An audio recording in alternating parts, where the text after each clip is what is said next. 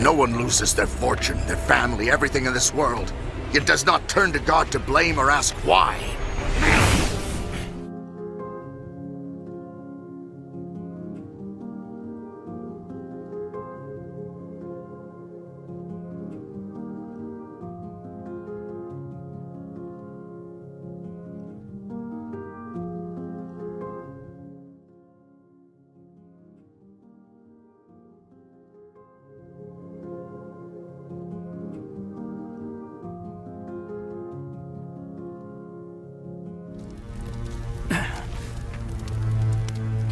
The Lord gave, and the Lord has taken away.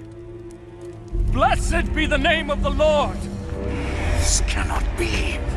No one loses their fortune, their family, everything in this world, yet does not turn to God to blame or ask why. Skin for skin. Yes, all that a man has he will give for his life.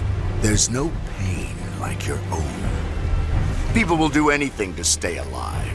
Try striking Job's own body with pain, and he will curse you to your face. God will let the accuser do this?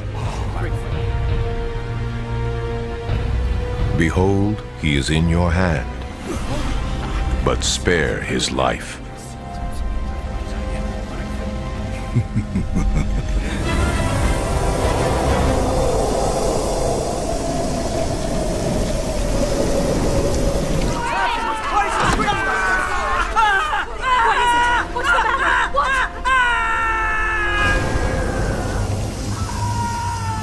Agony. Such a pleasing sound. Hey everyone. Before 8 a.m. less than 2 weeks ago, my grandson asked me a very deep question and then made a couple of follow-up statements. I take him to school and pick him up from school a couple of days a week. His mom drops him off at our house, and we usually have breakfast and then play a game before he has to leave. Now, I don't drink coffee or anything with caffeine in it, and I am not a bright and early person. It takes me a little while to get going in the morning, so I was in no way prepared for this question. But here's what he asked and then his follow-up statements. Hey Mama, if God knows everything, why did he create Satan? If he knew Satan was going to be evil? And did you know that God also knew that Satan would kill Job's family? And did you know that God and Satan made a bet about Job? Oh yeah. Well, I just kind of blinked and silently prayed, God help me. And then I sat down on the couch and we started to talk. I'm curious, how would you have reacted to such a deep question before breakfast, before your coffee? I mean, at that point, I had not even read my Bible or prayed yet. Sometimes I do before he gets to the house, but usually I wait until after I get home from taking him to school. But I was totally blindsided by this bold question that early from an 8-year-old. But here's the thing. As Christians, we never know when we're going to be asked a question like this. And like the focus verse says, we need to be ready to give an answer. But no matter how much we study our Bibles and pray, sometimes our answers to questions are going to be, I just don't know. But back to his question. After I sat down, I thought for a minute or so and then decided to work my way backwards.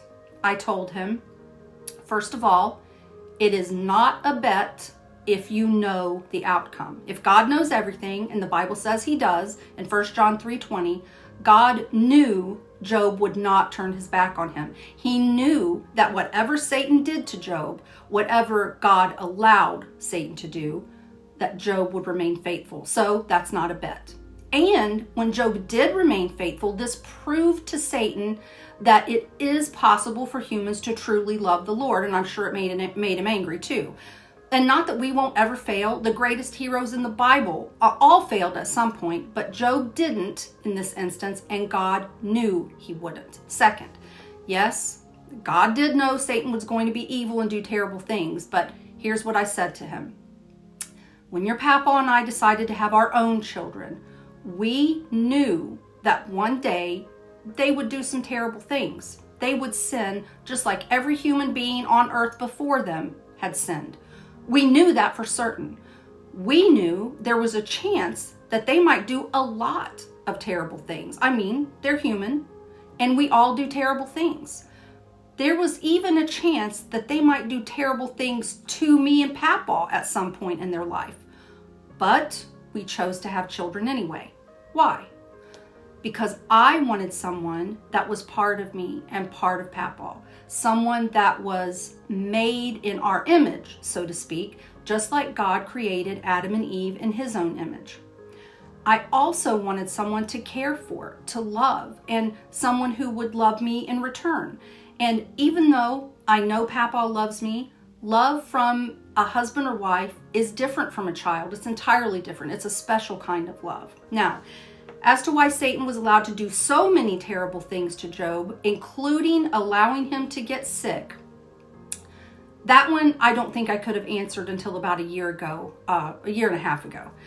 I asked my grandson if he remembered when his Papaw kept getting sick, when he had those 4 major surgeries, he was in and out of the hospital, and how hard that was on me and his Papaw. And he definitely remembered those really rough 9 months we had.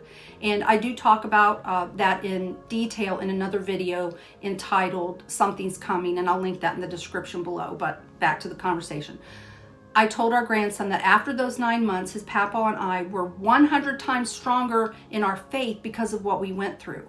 So many things were coming out of the blue that we had no control over. And at some point, both of us just gave it all over to God. Now, admittedly, his Papaw and I like having the illusion of control, like most people, but we knew we were not going to get through everything we were going through on our own because so many things were happening so fast and so furious. It was bizarre, and it was just too much.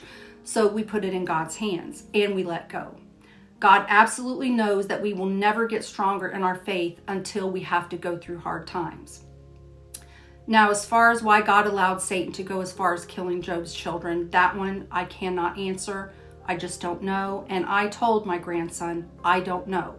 But I also told him, I don't have to know everything. We as humans can't know everything. It's impossible, and that's where faith comes in.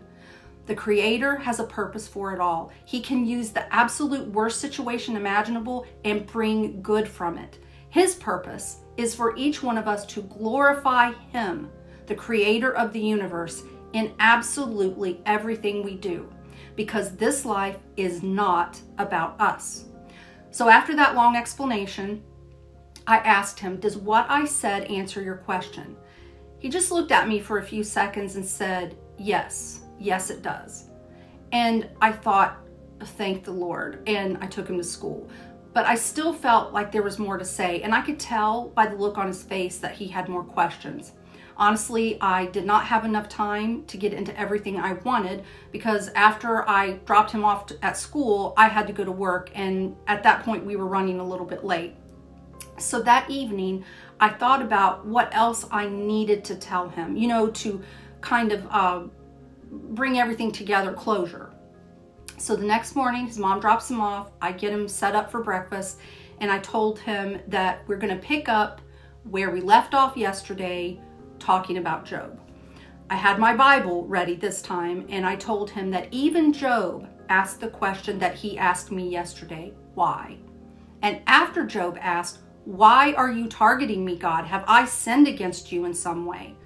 His friends got in on the party and told Job basically that he probably did something bad to deserve what happened, and that he needed to repent.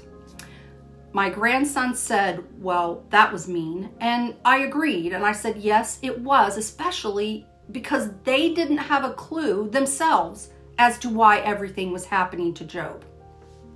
But after his friends gave Job advice for a couple of chapters, God appeared to Job in a whirlwind. So remember, Job had asked God, what have I done? Why are you targeting me? And then God spoke to Job from this whirlwind and said, and I paraphrased here, who are you to ask me anything without knowing anything? What God actually said was, who is this who darkens counsel by words without knowledge? Now prepare yourself like a man. I will question you, and you shall answer me. My grandson just stared at me for a minute, and he's chewing his food, and he was really thinking. And then he said, that doesn't sound very nice either. And I agreed that God was being pretty stern, but God was putting Job in his place, I told him. I mean, here Job is a human, sort of scolding the creator of the universe. His eyes got big and he said, "Oh, I get it." Then I said, God goes on for a couple of chapters, 2 or 3 chapters, asking Job questions like, "Where were you when I laid the foundations of the earth? Do you direct the path of the lightning bolt? Can you hunt the prey for the lion? Have you given the horse strength?" Again, his eyes got big and he said, "It sounds like God is yelling at Job." And I said, well, I think he probably was. In a way, he was trying to get Job to understand and recognize that he does not have, not a clue why God does many things. All Job had ever done up until this point is receive good things from God. And finally, when God says, "Shall the one who contends with the Almighty correct him?" Job finally understood and said, "I'm the worst. I'm putting a hand over my mouth and I'm shutting up." Now, at this point, my grandson laughed so hard and asked, "Did Job really say that?" And I read to him Job 40 verse 4, which says, "Behold, I am vile. What shall I answer you? I lay a hand over my mouth." That sounds a little fancier, but it means the same thing. And his response after all of that was, "Wow, can we play Candyland?" And now it was my turn to really laugh. If you have not read the book of Job, I encourage you to do so. There are so many lessons within those 42 chapters, so many lessons for each of us still today. How many times have we thought or prayed, "This isn't fair. Why us? Why them? Why me? What did I do to deserve this?" And I do think God prefers us to be honest with him about everything, especially if it's asking sincere, honest questions, provided we are really seeking the truth in him. King David cried out with an honest heart, "How long, O Lord? Why do you hide in times of trouble?" And I know in those 9 months that I spoke about earlier, there was one particular moment when I did break down and I cried out to God and asked, "How much more are we going to have to take?" But just a couple minutes passed and I had what I can only describe as a blanket of peace that just fell on me. I knew we were in God's hands and that whatever was going to happen, we were going to be okay, even if my definition of being okay was not the same as God's definition. So if you're in a life situation where it seems like everything is falling apart and so many things are going wrong, read the book of Job. I don't know if any one of us individually has suffered as much as Job did, and yet he said, "The Lord gave and the Lord has taken away. Blessed be the name of the Lord." Would you, in Job's situation, be able to say the same thing? And in those moments when you're in pain, maybe even angry with God, remember these words from Job as well. Can a mortal be more righteous than God? Can a man be more pure than his maker? And if someone you love is suffering, please do not be like Job's friends, accusatory or judgmental. Because remember when Jesus healed the blind man and his disciples asked him, who sinned, him or his parents? And Jesus said to them, neither this man nor his parents sinned, but that the works of God should be revealed in him. So maybe your current situation, your light affliction, which is but for a moment, is working for you a far more exceeding and eternal weight of glory. Maybe it is an opportunity for God to reveal himself to you and to those around you. Until next time, keep your eyes on Jesus and be ready to give an answer to anyone who asks you a question. And if you have to say, I don't know, that's fine. But go do some research, try to find the answer, and then get back to them on it. And if you have a better or different answer to my grandson's question and statements, I'd love to hear from you. So please put it in the comments below.